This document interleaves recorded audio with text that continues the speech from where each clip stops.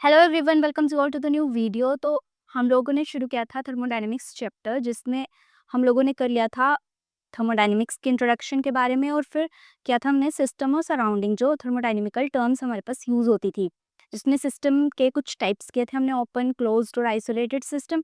तो आज हम करने वाले हैं स्टेट ऑफ द सिस्टम। अब सिस्टम की स्टेट को हम कैलकुलेट कैसे करते हैं? कुछ प्रॉपर्टीज होती हैं जिनके थ्रू हम सिस्टम की स्टेट को कैलकुलेट करते हैं। जैसे कैलकुलेशन में हम लोग यूज करते हैं प्रेशर, वॉल्यूम, टेम्परेचर।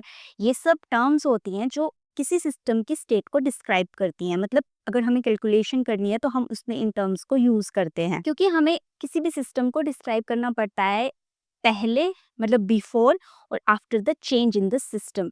मतलब वो पहले कैसा सिस्टम था, फिर उसमें जब कुछ चेंजेस हुए, थर्मोडायनेमिकल चेंजेस के बाद सिस्टम कैसा बन गया। तो उन चीज़ों को डिफाइन करने के लिए हमें इन स्टेट्स की ज़रूरत पड़ती है, जैसे प्रेशर, टेम्परेचर, वॉल्यूम। और इन सभी टर्म्स को बोला जाता है स्टेट फंक्शन या फिर स्टेट वेरिएबल्स। अब हम प्रेशर, वॉल्यूम और टेम्परेचर को as a state of system describe करने के लिए इसलिए लेते हैं क्योंकि ये डिपेंड करती हैं स्टेट ऑफ द सिस्टम के ऊपर। It depends on the state of the system, not on the how it is reached. अगर हमें स्टेट ऑफ सिस्टम को कम्प्लीटली डिफाइन करना है तो हमें पहले इन प्रॉपर्टीज को डिफाइन करना पड़ेगा। अब जैसे हम बात करते हैं कि हमारा सिस्टम एनर्जी को गेन कर रहा है या फिर एनर्जी को लूज कर रहा है, तो हमारे पास यहाँ पर एक टर्म आती है जो कि हम यूज करते हैं उस सिस्टम की टोटल एनर्जी को एक्सप्लेन करने के लिए, जिसको हम बोलते हैं इंटरनल एनर्जी। और ये केमिकल, इलेक्ट्रिकल, मैकेनिकल, किसी भी टाइप की एनर्जी हो सकती है। और इस इंटरनल एनर्जी को हम लोग डिनोट करते हैं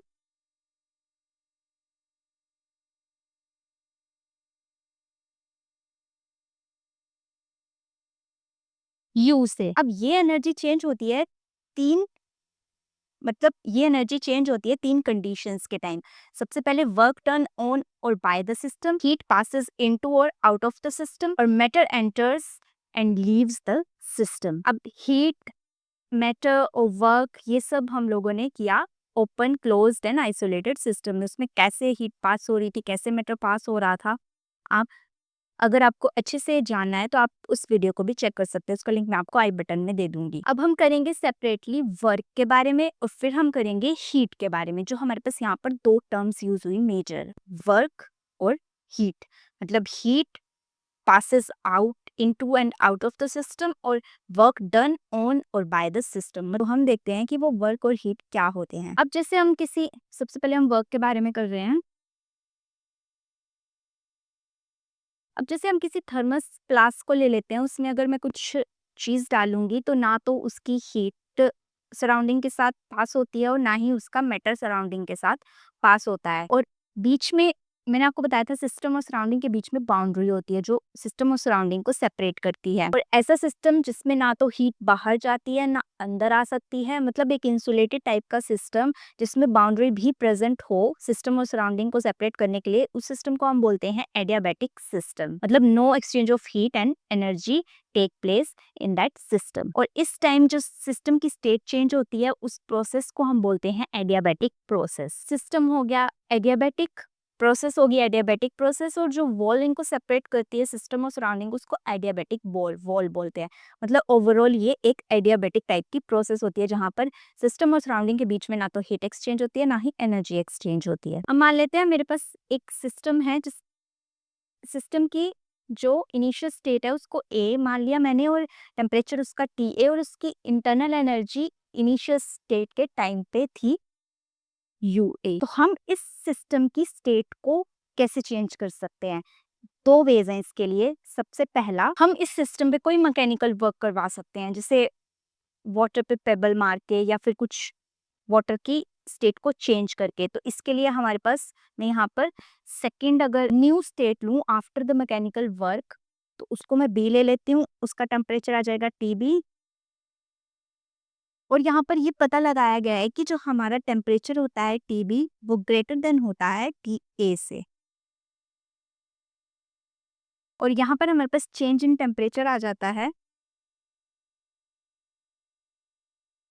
और चेंज इन इंटरनल एनर्जी आ जाती है।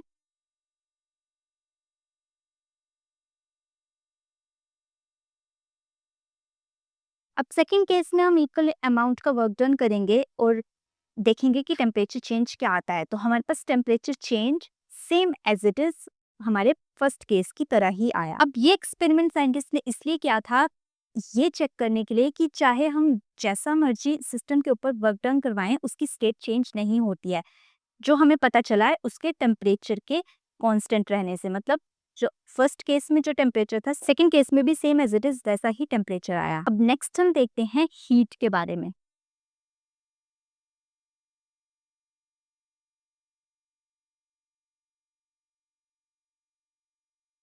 अब हम सिस्टम की इंटरनल एनर्जी को चेंज कर सकते हैं बाय द हीट चेंज।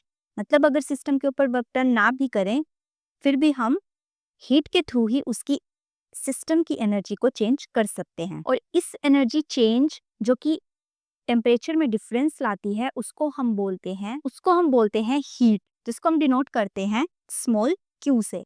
अब हम वैसे ही एग्जांपल ले लेते हैं जिसमें टेम्परेचर चेंज हुआ था हमारे पास, जिसमें टेम्परेचर हमारे पास टीए और टीबी था, इनिशियल स्टेट का टीए एंड फाइनल स्टेट का टीबी। अगर हम उन्हीं एडियाबैटिक वॉल्स के बीच में हीट को एक्सचेंज करवाएं, अब एडियाबैटिक वॉल्स में हीट तो एक्सचेंज हो नहीं सकती, क्योंकि वहां पर इंसुलेटेड वॉल्स होती हैं जहां पर हीट और मैटर दोनों, हीट और एनर्जी दोनों एक्सचेंज नहीं हो सकते। तो हम यहाँ पर कंडक्टिंग वॉल्स का यूज करेंगे। अगर उस सिस्टम में हमारे पास वर्क डन होगा एट कॉन्स्टेंट वॉल्यूम, तो हमारे पास टेम्परेचर आएगा सेम एज इट इज हमारा प्रीवियस की तरह, लेकिन जो हमारे पास इंटरनल एनर्जी आएगी वो हमारी आएगी हीट एक्सचेंज के इक्वल। और ये क्यों हमारे पास पॉजिटिव होता है? जब सराउंडिंग से सिस्टम की तरफ को हीट एनर्जी एक्सचेंज होती है, और उस टाइम पे इंटरनल एनर्जी हमारी इंक्रीज हो जाती है। और क्यों हमारा नेगेटिव होता है? जब सिस्टम से सराउंडिंग की तरफ को एनर्जी जाती है और यू इंटरनल एनर्जी हमारी डिक्रीज होती है। ये हमें दिया था international union of pure and applied chemistry ने केमिकल थर्मोडायनेमिक्स की टर्म्स में। सो ये था हमारे पास वर्क और हीट के बारे में, कि कैसे कैसे सिस्टम की स्टेट इफेक्ट होती है टेम्परेचर की वजह से, फिर हीट की वजह से, और कहाँ टेम्परेचर कांस्टेंट रहता है। So that's all about this video. मिलते हैं नेक्स्ट वीडियो में। Till then keep exploring and learning gyan with विज्ञान।